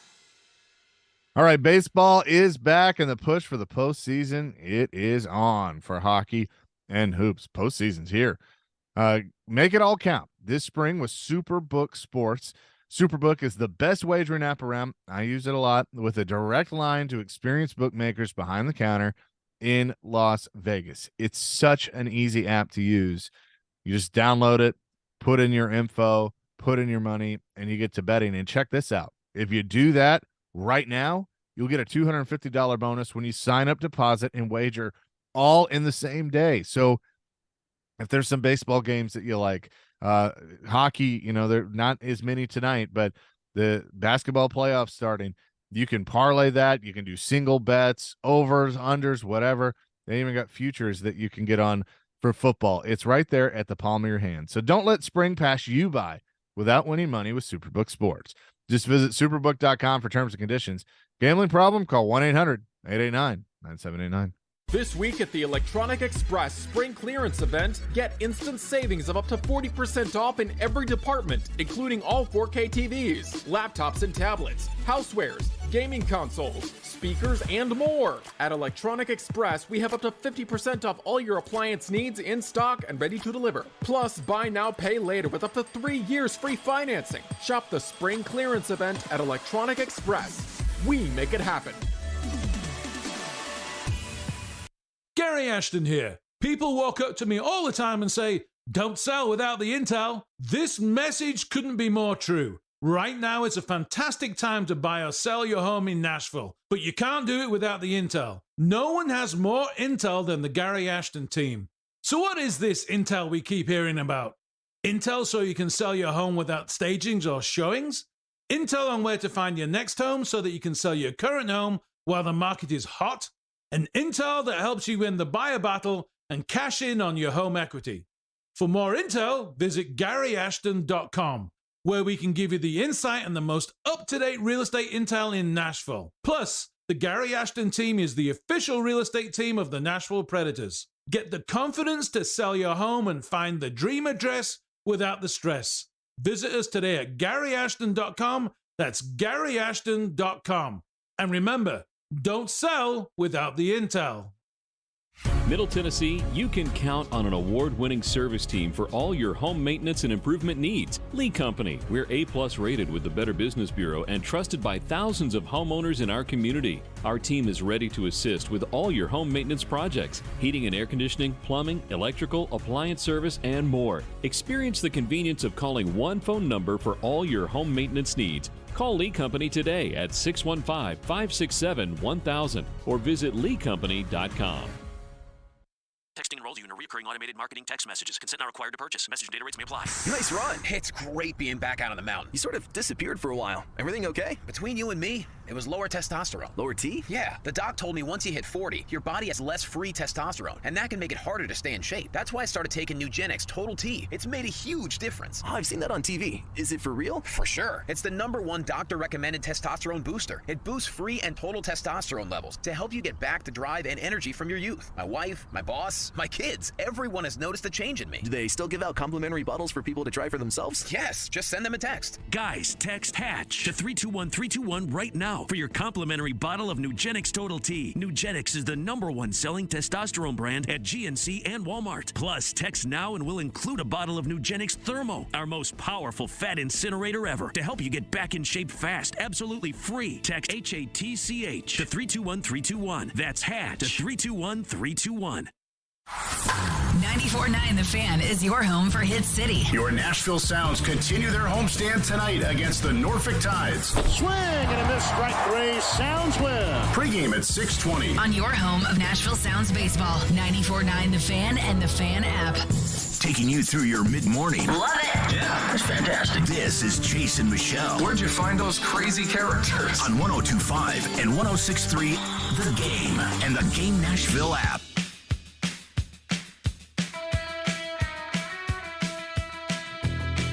Jason Michelle, 102.5, 106.3 The Game. Tune in to Nashville's best NFL draft coverage right here on 102.5, 106.3 The Game for the first 3 rounds on Thursday, April 27th, and Friday, April 28th. Coverage is presented by Parman Tractor and Equipment, D&M Development, Smoky Mountaintops, Parman Energy, and B&B Flooring. We're looking forward to that. Going to be a lot of fun covering the NFL draft. There is some breaking news out of the NHL, and I guess Junnie wasn't all that surprised. I was surprised by one part of it, but the Penguins have basically fired their entire front office. They have parted ways with Brian Burke, who's been the kind of overseer, the president of hockey ops, Ron Hextall, the GM, and assistant GM Chris Pryor, and they will search for new leadership beginning immediately. So the architects in the front office with the Penguins are all out, and they'll be looking for new general manager and a new president of hockey operations. I mean, Ron Hextall doesn't surprise me at all. Brian Burke did a little bit. I mean, like we were talking about in the break, Ron Hextall has done an atrocious job. And we talked about with Sean Henry earlier about GMs that have been fleeced by David Poyle. Well, Ron Hextall is definitely one of them for taking that Mikhail Granlund trade. People in Pittsburgh have been very impatient with this front office. And I think it kind of goes to this past offseason when they re-signed, Chris Letang and Gino. They're just a little bit too old for the contracts that they've been getting. It should have been a time that the Penguins transitioned, and they just flat out didn't. And this is the cost. And not to mention that the Fenway ownership group that owns the Red Sox had just previously purchased the Pittsburgh Penguins. And so when you have, brand new ownership and the front office isn't doing it, they're going to want to clean house. And so that's exactly what they did. For me, I think Mike Sullivan is safe for now, but don't be surprised if he's next in line. But I think he's safe for now for what he's done since being the head coach of the Pittsburgh Penguins. Yeah, Mike Sullivan's a good head coach, so they should, whoever they bring in to be the GM and hockey ops and all that, they should give him an opportunity. What's crazy to me is if you look at the Stanley Cup playoffs, and I know that they're not necessarily the faces that they once were, but think about no Sidney Crosby, no Alex Ovechkin in the playoffs this year. That's unreal to think about. We talk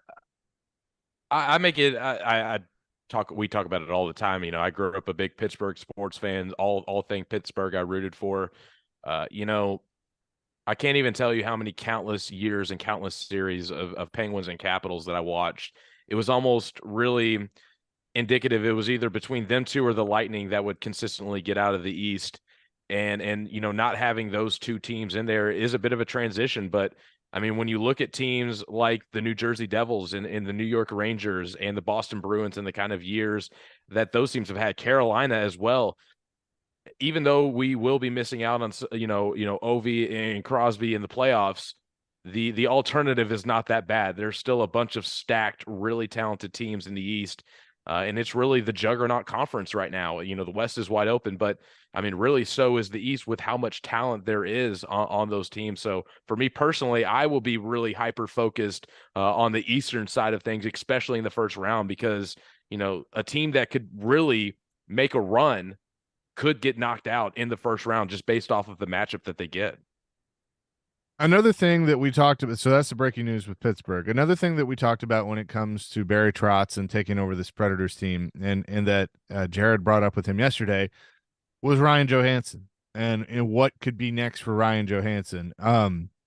We know that Joey got hurt this year, but even before that, he wasn't playing to the ability that we've seen him play in the past. And Barry referenced that, he's probably lost a step. That happens as you get older. But he also said that, his future here is really up to Ryan Johansson and that the work that he's willing to put in.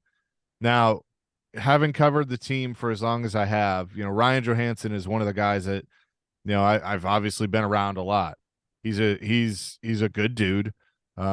He loves his team. He's funny. He's got the personality. We all remember the We're Vibing Robby and all that.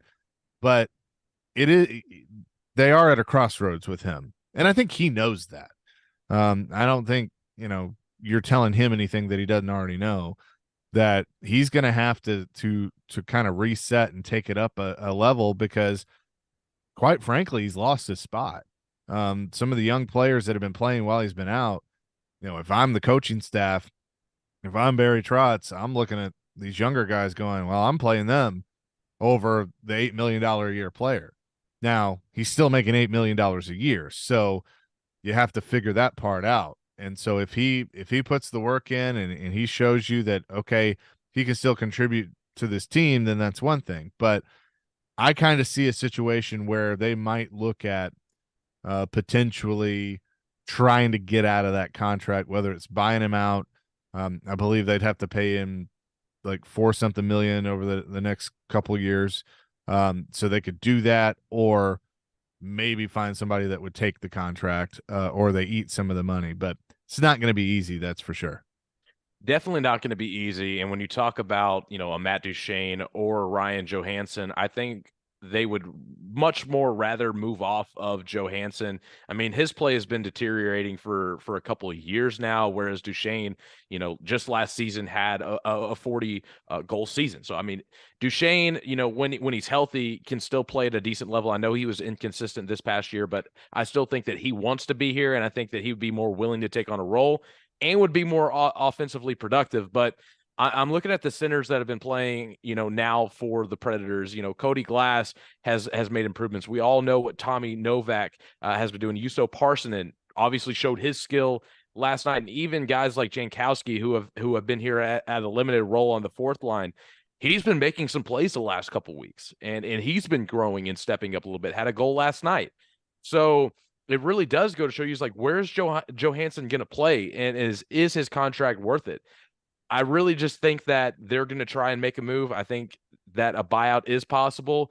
Would a veteran team that's looking for some veteran leadership, and especially if the Preds were to take some money, would they take a flyer on a guy like Johansson? Would a change of scenery maybe motivate him a little bit more to step up his game? But as of right now, with the depth at that centerman position and already trying to find out what they're going to do with these young forwards and who's going to get the opportunity to step up and play, it's a huge conversation going into this offseason. And if you're asking me what I think the Predators are going to do right now, I'm on the same boat that I think that they are going to move off of him in some way or another, whether that's, buying him out, finding a trade, eating some money. I think they have to do that in order to get some of these younger guys into the lineup next year to get their development and get this team going. 615-737-1025. Adam wants to weigh in on the Predators. He's been waiting patiently. Adam, what's up? Hey, Chase. So I got a couple of things on that. So number one, see you later, Joey. All right, so just put yourself back in 2017. What were you doing then? And you're probably doing the same thing you're doing now. And I would imagine you've gotten better at what you're doing now than what you did in 2017. If you peaked in 2017, you had already been fired. You wouldn't have gotten a promotion through here. But Joey, man, he peaked. And I loved the trade when we did it because I like Seth Jones. I loved the trade when we did it because I feel like we needed more offense. And he was good before, especially during that cup run, man. I was so disappointed when he broke his leg or whatever that was because he was so good. But yeah, I think it's time to say, hey man, we'll have a Ryan Johansson night, but you're done, dude. I'm done with that. I don't want to do this anymore. It's like Roger Dorn in Major League, man. It's just time for you to move on, and we'll appreciate what you did for us. But I don't like hanging on. It's just like Forsberg, dude. I'm more apt to not be as crazy about Forsberg because I know he still has a lot of upside. But you're telling me he couldn't find his way back on the ice this year? If we were more serious, would he be in? I don't want to be that guy, Chase. And please don't be too crappy with me about it. But come on, man. I guarantee you, if we were in the playoffs, he would have found his way back on the ice. I mean, I appreciate the call, Adam. I'm not going to go that far because I don't know the extent of what it was. I mean, I can surmise what it was based on the hit, and they just don't mess around with that. Anything with the head, they're not going to rush that back. So, but I think Forsberg still has a lot left. But what's interesting is I've always said that if Ryan Johansson doesn't break his leg, there's a Stanley Cup on Broadway. I mean, I truly believe that. If he doesn't break his leg, then he's available to play Pittsburgh in the Stanley Cup final. They win that series. I just think he was that good at that point in his career. But to Adam's point, that was the peak. And he kind of fell off, whether it was the injury or what have you. But we will see what the future holds for him for sure. Coming up next, I can tell you what the future holds for the Memphis Grizzlies. They got a date with the Lakers starting on Sunday. We'll talk to the radio voice, Eric Hasseltine. We'll do that next. Chase and Michelle. Junnie in for Michelle today. 102.5, 106.3 The Game. Sometimes he gets lonely and needs some company. 10 for 17 for 45 yards in his career with one interception. This is one of those years where it's a step back for them. And that'll create more one-on-one situations and make it easier for him to throw the ball down the field. It's Stillman and Company. You've got real talent. With Jared Stillman. Weekdays from 2 to 6 on 102.5 and 106.3 The Game. And the Game Nashville app. It's the first day of the first grade, and she found a new best friend. It's a laid-back Sunday afternoon you wish would never end. The homemade taste of Bluebell and good friends gathered round. The good old days are being made right now. Have you noticed that most ice creams now come in smaller cartons? Not Bluebell. We're still making a full half-gallon and a full pint of tasty goodness. Bluebell wouldn't have it any other way. The good old days are being made right now. The good old days are being made right now. Look for Bluebell ice cream at Walmart Supercenters and Walmart Neighborhood Markets. Genesis Diamonds' spectacular spring store-wide sale is coming. April 21st, 22nd, and 23rd. 3 incredible days of store-wide savings. Up to 35% off engagement rings, earrings, bracelets, wedding bands, plus special financing. Even Genesis GIA certified diamonds are marked down. Lab-grown diamonds, too. Plus, top jewelry designers are flying in with all new amazing designs. You can't miss this annual event. Save up to $10,000 on some items. It's April 21st, 22nd, and 23rd only. And only at Genesis Diamonds and luxury pre-owned Rolexes. Green Hills and Cool Springs. See store for details. Bob's Steak and Chop House in the Omni Nashville Hotel. Hi, this is Chef Mark again from Bob's Steak and Chop House at the Omni Nashville Hotel. Come join us before any Preds game or concert at Bridgestone Arena. Enjoy one of our prime steaks. Why Bob's, you may ask? Because at Bob's, we not only serve prime beef, but the top 2% of prime beef in the world. Try our certified Japanese A5 or Australian tomahawks. So come see us at Omni before you go to any game and make sure to ask for Chef Mark. Let's go Preds. Attending an event downtown? Dine at Bob's Steak and Chop House in the Omni Nashville Hotel. What if you could be credit card debt-free in 10 days and save as much as $1,000 a month? Loan Pronto's all-new Express Equity Line of Credit program is just what you need. Willy here. You don't have to do a full home refi. You can tap a small portion of the equity you have and enjoy a super low monthly payment. With Loan Pronto's Express Equity Credit Line, you can close in 7 to 10 days, and a $50,000 loan would only cost you around $400 a month. Use that money to pay off high-interest credit cards or do a home improvement. You can access up to 90% of your home's equity, and 9 out of 10 homeowners won't even need an appraisal. Even if you did a total refi recently or just bought your home, you can tap the equity with this fast, easy program. Stop the madness and say no to 24% interest fees. Call Loan Pronto today. 615-499-5780. That's 615-499-5780 or go to loanpronto.com. Equal housing lender, NMLS 166-1781, subject to lender approval. When you want live and local. If they were just better at the offensive line. You can be a contender in the AFC again. They've had more winning seasons than not. 102.5 and 106.3 The Game has you covered. Looking for some national programming? Why do I want to get a running back like that 5 more years? The AFC now is so deep at quarterback. Check out 94.9 The Fan.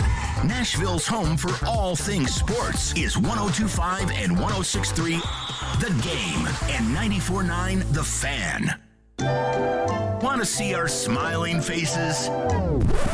You can watch us on Twitch, Twitter, YouTube, and Facebook Live. We are good to go. Presented by Superbook Sports, voted #1 sportsbook in Vegas.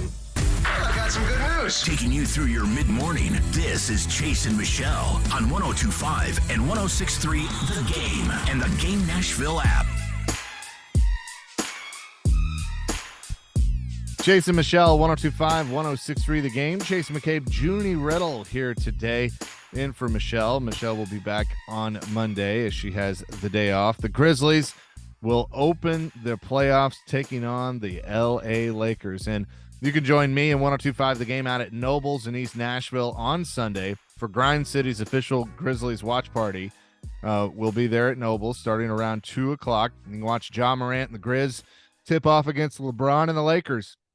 Stop by for your chance to win concert tickets as Memphis begins their playoff run. And the man that's going to be on the call that does a tremendous job on the radio, Eric Hasseltine, is on the line with us. Eric, how you doing? I'm good. How are you guys? Doing fantastic. Thanks so much for doing this. I know you've been doing a lot of traveling, but it all begins taking on the Lakers on Sunday. And I think we all know what Ja Morant is going to do and be capable of, but how do the Grizzlies and Taylor Jenkins shut down a guy like Anthony Davis? Because, yeah, LeBron's LeBron, but AD is certainly a force in his own right. So what's going to be the plan to try and shut him down? I think you just got to try to minimize the damage, make it as difficult for them as possible, and see what you can get and see where you can keep guys out of foul trouble. To be honest with you, it's going to be tough. You got to try to keep Jaren out of foul trouble. You got to keep Dylan out of foul trouble, and you got to keep guys as upright as possible. You've been around this team for obviously a long time. Do you feel like, though, and even though this is not going to be an easy first round matchup, that this is top to bottom the best team that's built for a postseason run that you've ever seen? Yeah, I think so. I think that when you look at the way the roster is constructed, and obviously the loss of Steven Adams is huge, and it's going to be massive in terms of.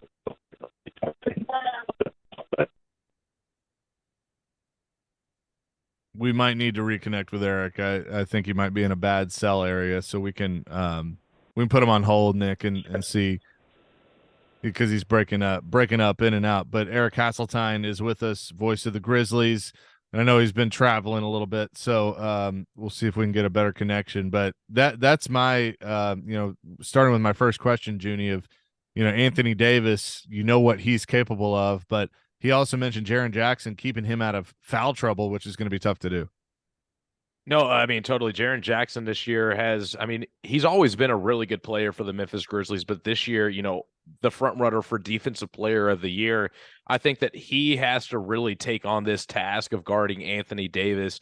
Anthony Davis, somebody who's always struggled with injuries throughout his entire career. But, this year has been a huge struggle for Anthony Davis, off to a rough start. But as of late, he's really been getting back into the groove of things. The 5 out of the last 6 games, he scored 50% or more on his field goals. So, Anthony Davis is really starting to step up his game at the right time. LeBron, obviously has been clutch going down the stretch. This Lakers team was just looking like it was dead in the water just about a month and a half ago, but have really just taken strides to get back into this. So I think Jaren Jackson is definitely going to be the guy. He's going to be the key to this series in limiting Anthony Davis and what he can do. And the one thing Memphis has over this Lakers team is depth. So if you take Davis out of it and really put all your focus on LeBron James and just let the offense come to you, if you're Memphis, I think that's the key that you want to get into when you're facing the Lakers. Let's bring Eric back up. And Junnie, I know you have one for him. Yeah, no, absolutely. So wanted to get into this. I want to know, Eric, the hype with this Memphis crowd. The last time that they were really competitive is when they had guys like Mike Conley and Rudy Gay and Marc Gasol and Zach Randolph. What has this meant to the city of Memphis to be back in this situation to where they're highly competitive, looking to go on a long run in this really competitive Western Conference? It's huge. It brought them back to the respectability that they had before, but this is different. I mean, I think with the grit and grind years, you felt like they were good, but you felt like it was limited. There was a different style. Were they playing today's NBA? This team plays today's NBA and plays it very well and plays it on both ends of the floor. Their offensive efficiency numbers are not, top half of the league, but it's better since Luke Kennard got there. They've added more shooting. But their defensive numbers are fantastic, and they do play fast. They may not play as efficient as a high-level three-point shooting team, but they play fast, and they score. So they can beat you both ways, and I think that's the difference. The offensive numbers were a little limited in the previous systems, not because they weren't talented, but that's just the way they were built. They were built to lock you down. They were built to beat you up. They could score, but their defense was so tough. And Tony Allen, Marc Gasol, Zach Randolph, Mike Conley, they were great. So it was one of those scenarios where you wondered if you could keep up with teams. Now you can keep up with teams. This team can beat teams multiple ways, outscore you, out-defend you, outrun you, out-rebound you when they have Steven Adams. That's going to be the biggest key, is missing Steven Adams, missing Brandon Clark. How do you survive that in this, war of attrition that is the playoffs? And that's where the Lakers are probably going to try to take advantage, attack to the rim, try to get guys in foul trouble.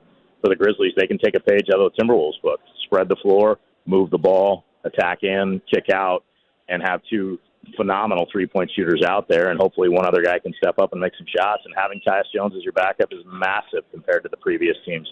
You have a viable backup that you really don't miss a step with although he's not Ja Morant scoring-wise, he takes really good care of the basketball. He is Eric. Eric, do you got to run? I know you're about to get on a plane. I got one more. Okay, go ahead, Junnie. All righty. So the last one we got for you, Eric, here is back on January 20th. There was a really tense game between these two teams where Ja Morant and Dylan Brooks got into it with Shannon Sharpe and company. Do you think that situation there is going to kind of carry over and kind of start a little bit of a budding rivalry between these two teams? It shouldn't, but it may, just because people will keep it alive. It's unfortunate that people point to that as the reason when the Grizzlies were on an 11-game win streak going into that game, they let that big lead go in the second half, and they point to, look at the incident. They got rattled by a guy. That's not what happened. Yes, they got complacent. They got a little comfortable. LeBron kicked it up a notch, and they made a really, I don't want to say,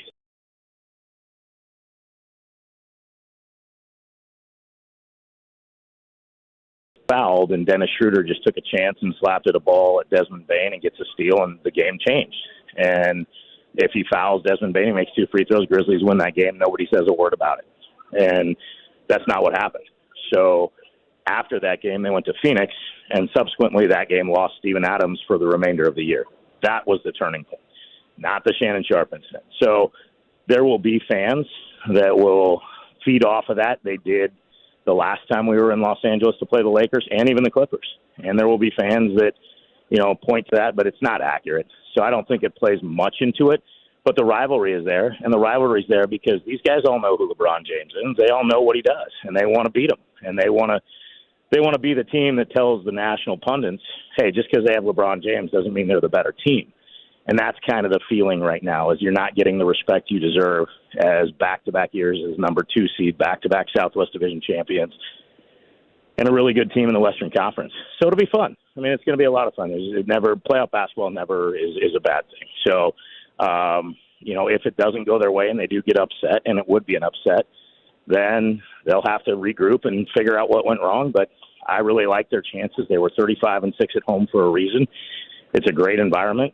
And I think they figured some things out since those incidents, since the Adams injury, since the Ja Morant incident. And, they're a better team now than they were back then. No doubt about it. Going to be fun starting on Sunday. Eric, appreciate the time as always. Get on the plane and be safe, and we'll talk soon. Thanks, fellas. Absolutely. Eric Hasseltine, radio voice for the Memphis Grizzlies. Always enjoy our conversations with him, but I'm really looking forward to this, Junnie. And as I've told Michelle, I'm not the huge NBA fan like some of you are, but I've kept up with the Grizz this year, and definitely going to be watching them hopefully go on a run, because as I said in the question to Eric, I think this is the best shot that they've had at it maybe ever. No, I completely agree. You're talking about an organization that's only been to the Western Conference Finals one time, and they were swept by the Spurs, I believe. It was back in like 2013, maybe. So this is the core, guys with Desmond Bane, Jaren Jackson Jr., Dylan Brooks, and obviously the superstar in the face of the organization, Ja Morant, that they are equipped to have everything. They do play defense. They do, run the floor and play well in transition. They can out-rebound you, and they have the offensive firepower to get going and light you up from around the perimeter. So a very well-rounded team with the Grizzlies. It just comes down to, can they get honed in, and can they stop a LeBron James that we have seen, struggle and kind of, his teams be a little bit sluggish in the regular season, but he always kicks it up for the playoffs. So I think this is a really star-studded matchup. And I think that, like he had mentioned, the record they have at home, can they take advantage of that? Can they take advantage of the crowds that they're going to have and get over the top and beat a superstar like LeBron James and Anthony Davis? Coming up next, we'll put a bow on things, a lot of little news items to hit, get you set for the weekend. We'll do that here on Chase and Michelle. Junnie in for Michelle today. 102.5, 106.3, The Game. Hey, this is Phil Forsberg, and this is Smashville. Forsberg, a shot, broken up in front, give it back to Forsberg, and here come the Habs. You're listening to the flagship of the Nashville Predators radio network, ESPN 102.5, The Game. Welcome to Smashville, home of the biggest hits in hockey and the loudest parties on Broadway. Join us at Bridgestone Arena Friday, April 14th for the season finale as your Nashville Predators take on the Colorado Avalanche. Arrive early for the Nashville Predators Plaza Party presented by Dr. Pepper starting at 5 p.m. Purchase your tickets today at NashvillePredators.com/tickets. That's NashvillePredators.com/tickets. Let's go, Preds! At the law office of Amanda J. Gentry, we are committed to defending your rights. We have a team committed to helping you navigate the court system, whether you've been accused of a crime or you're going through a messy divorce and custody. Call our team to help you navigate this system. We are here to protect your rights, to demand your rights, to enforce your rights. 615-604-6263. 615-604-6263. AmandaJGentry.com. Experience the crisp, clean, smooth, and refreshing pure agave flavor of Dulce Vida Tequila. Dulce Vida Tequila is made using only 100% USDA certified organic blue agave that is harvested from Los Altos, Mexico. Dulce Vida Blanco is additive-free and gluten-free. Try it for yourself. 1.5 ounce of Dulce Vida Blanco Tequila, 4 ounces of sparkling water, and a squeeze of lime for a delicious ranch water cocktail that is less than 100 calories. Dulce Vida Tequila, pure and simple. Nashville's best deal of the week is Joyland in East Nashville. Joyland is a fun new concept by celebrity chef Sean Brock, inspired by his love for cheeseburgers, shakes, buttermilk biscuits, fries, and fried chicken. Get half off a $30 gift card at theGameNashville.com/deals and enjoy the best burger in town. Find some joy today and eat Joyland for half off with Nashville's best deal of the week. That's theGameNashville.com/deals. Hey, it's Jared from my official sportsbook app, the FanDuel Sportsbook app. The NBA playoffs are here, and you can turn crossovers into cash with FanDuel. Just visit FanDuel.com/JGM right now and place a $5 bet, and you'll get an instant $150 in bonus bets, win or lose. Let me tell you what, Kevin Durant on the Phoenix Suns. With Devin Booker, who knows how far they're going to go? I think they have to be the favorites. FanDuel has great promotions every day. It's safe and secure, and you get paid instantly. There's no better place to bet the playoff action than America's #1 sportsbook. Just go to FanDuel.com/JGM and sign up to get $150 in bonus bets when you bet your first $5. FanDuel, an official sports betting partner of the NBA. 21 and older and present in Tennessee. Bonus issued as non-withdrawable bonus bets that expire 7 days after receipt, and restrictions do apply. See full terms at FanDuel.com/sportsbook. Gambling problem? Call the Tennessee Red Line at 1-800-889-9789. Anyone want to tell me what happened? Did you miss any of today's show? It's okay. It's fine. Don't worry. Subscribe to the Chase and Michelle podcast on Apple, Spotify, and other podcast platforms, or by going to thegamenashville.com. All right, I'll give it a shot.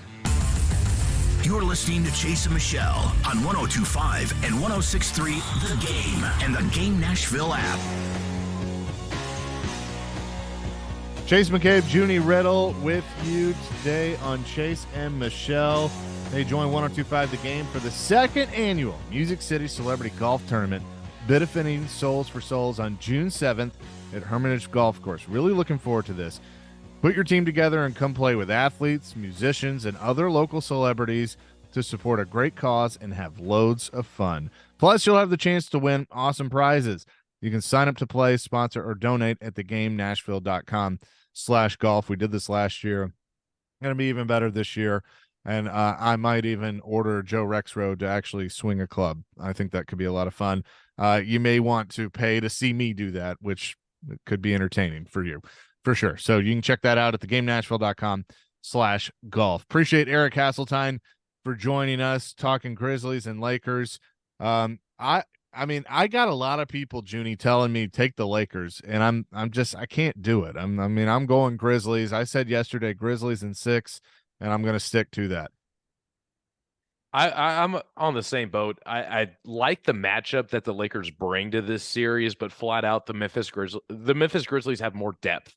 And I think that they're better and more consistent offensively. The Lakers are 15-22 this season against playoff teams. And unless LeBron James and AD just absolutely light it up and take over this series, I just don't think that they are going to win it. And like Eric Hasseltine had just said, The Memphis Grizzlies are 35-6 at home. They have home court advantage in this series, and I think that with that and with the crowd and how we've seen it get in Memphis, that it's going to be tough for the Lakers to really get going as well. And you're also talking about the travel aspect and flying all the way out from LA. I think that always has something to do with it. You typically don't see this long of travel because Memphis might be the furthest team closest to the East in retrospect in the Western Conference. So a lot of traveling to do for a first round Western Conference matchup.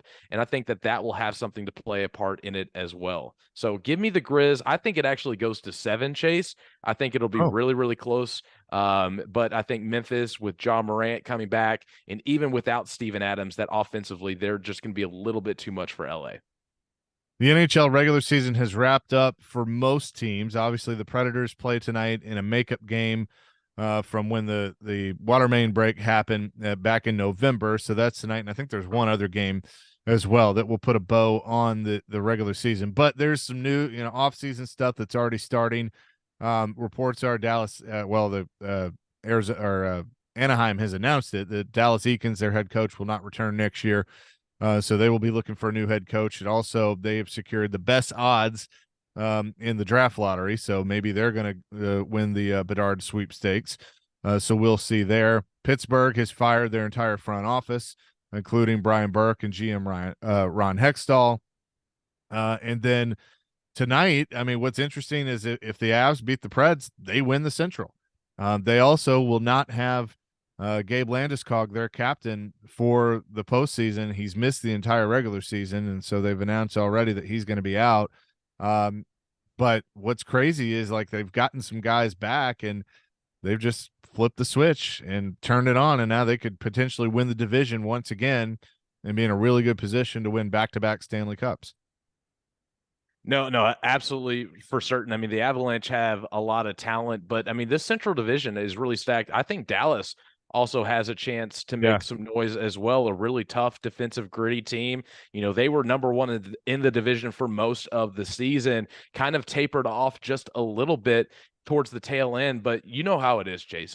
It doesn't really matter how you get in. If you get in and you flip that switch and you turn it on, then you can definitely make some noise. So I think that will be really interesting. I see the Avalanche and Dallas meeting in the second round for sure, but a series that I would watch out for, and a team that you've kind of put on my radar, is the LA Kings, taking on the Oilers. I think that's going to be an excellent series, and a series that could really decide, because Vegas is a vulnerable team. Winnipeg barely sliding in after being in the playoff picture for most of the season. I think LA and Edmonton could be a really good series that kind of decides potentially who could go to the Western Conference Finals as well.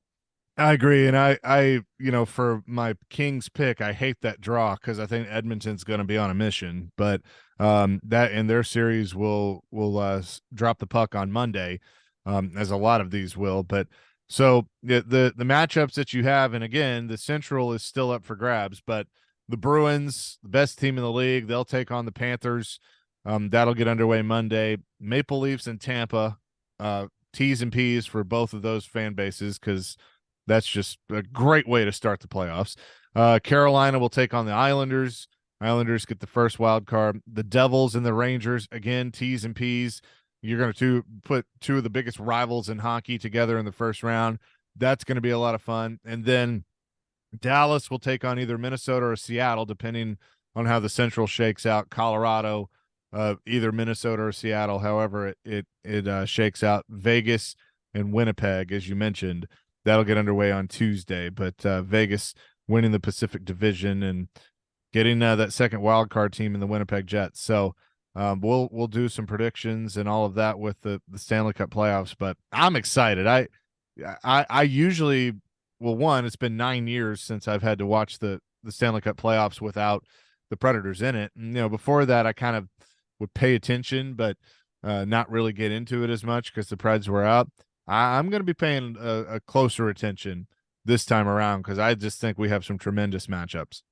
And I think it's also good for tonight too, Chase. You know, like you had mentioned, the Central Division is still up for grabs, and the Avs have to get a win tonight. So they're going to be playing their guys. You know, last night the Minnesota Wild were sitting a lot of people because they were locked in that 3 slot in the Central Division. But, you know, this is going to be a really good test for the Predators this evening, going up against, you know, the defending champs and seeing how these young guys play against this caliber of a team. We know when they're playing for a lot. I mean, I guarantee you the Avalanche would much rather see Seattle than going up against the Minnesota Wild when they have all of their guys out there. So I think personally, you know, the Preds obviously making the playoffs would have been awesome to see some of these young guys get that experience. But if they were to somehow get the win tonight and end the season on a really good note with these guys getting a big win against the defending champs and in taking away their opportunity to win the division this year, I mean, think about how a win like that could really carry over into the offseason and really build the confidence of some of these young players. Be on the lookout for that tonight. But again, a lot of great first round matchups in the Stanley Cup playoffs. Me personally, it's the New Jersey Devils and the New York Rangers for me. I have already came out and said I think the Rangers are winning the whole thing, but, you know, easily they could get knocked out in the first round and not even be talked about. So I love the NHL playoffs. It's going to be a great one this year. Yeah, I agree with that. A couple of news and notes out of the NFL. Gerald McCoy, 6-time Pro Bowler with the Bucks, has announced his retirement. Always liked him. Good player.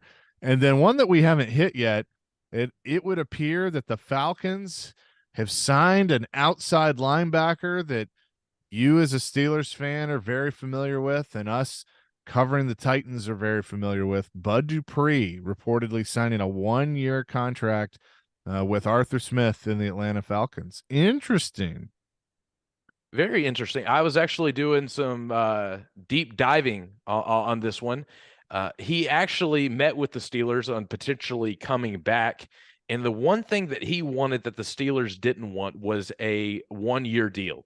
The Steelers were trying to offer him a 2-year deal with some incentives to kind of have a little bit more control. Bud Dupree wants to come out this year and be on a 1-year deal, show what he's got so that he can reset that payday that he's ultimately looking for. It didn't work out in Tennessee. Injuries kind of held him back, but 1 year, $5 million down in Atlanta, haven't really seen the guaranteed money. He's looking for that prove-it deal to try and have a big year to go into free agency next year to hopefully get another big contract like he did with the Titans a couple off seasons ago. Well, that is going to do it for us today. Junnie, great job. Appreciate you sitting in with us. You've done that a lot this week, so thanks for doing that. Coming up next, it's Caroline, Willy, and D-Mase. Could the Texans pass on a quarterback at number 2? They will discuss that next here on 102.5, 106.3 The Game. ElectronicExpress.com. We make it happen. Willy here for